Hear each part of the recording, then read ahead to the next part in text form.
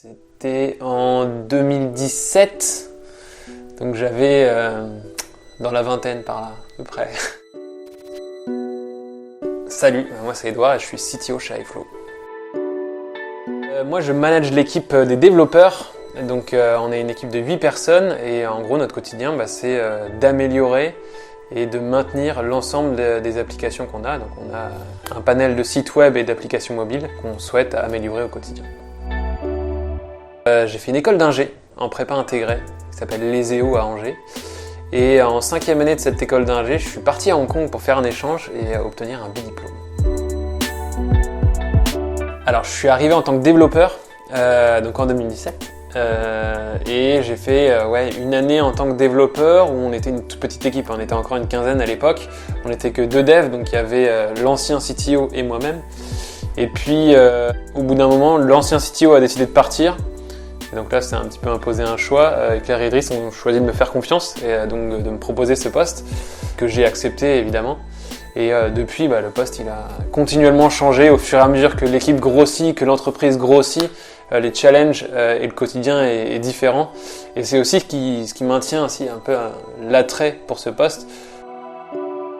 Alors je reste chez iFlow déjà parce que je suis bien, parce que je suis heureux ici. Je pense que c'est le critère principal, c'est que j'ai peu de certitude quant au fait que je puisse trouver une entreprise qui me rende aujourd'hui plus heureux que celle-ci. Quand je suis arrivé chez iFlow, quand j'ai postulé chez iFlow, j'avais 2 entreprises et iFlow n'était pas mon choix numéro 1. Je me suis fait un peu poser un lapin par l'autre entreprise et je me suis retrouvé là pas par défaut, mais parce que c'était quand même ma deuxième option, mais c'était pas ma préférence quoi. Et avec le recul, je me dis que j'ai eu bien de la chance de me faire poser un lapin parce que finalement je me retrouve ici et 4 ans après, je suis encore toujours aussi heureux. Il y a encore énormément de choses à accomplir, donc voilà, que du bonheur. Déjà, il y a tous les séminaires, je pense que tout ça c'est des bons souvenirs, que ce soit à Toulouse ou à Malte, enfin bref, l'ensemble des séminaires regorge de bons souvenirs. Et puis après, même l'informel ici, enfin je veux dire, toutes les parties de loup-garou qu'on a faites, les FIFA, puis même au quotidien en fait, les petites blagounettes des développeurs, c'est du plaisir aussi.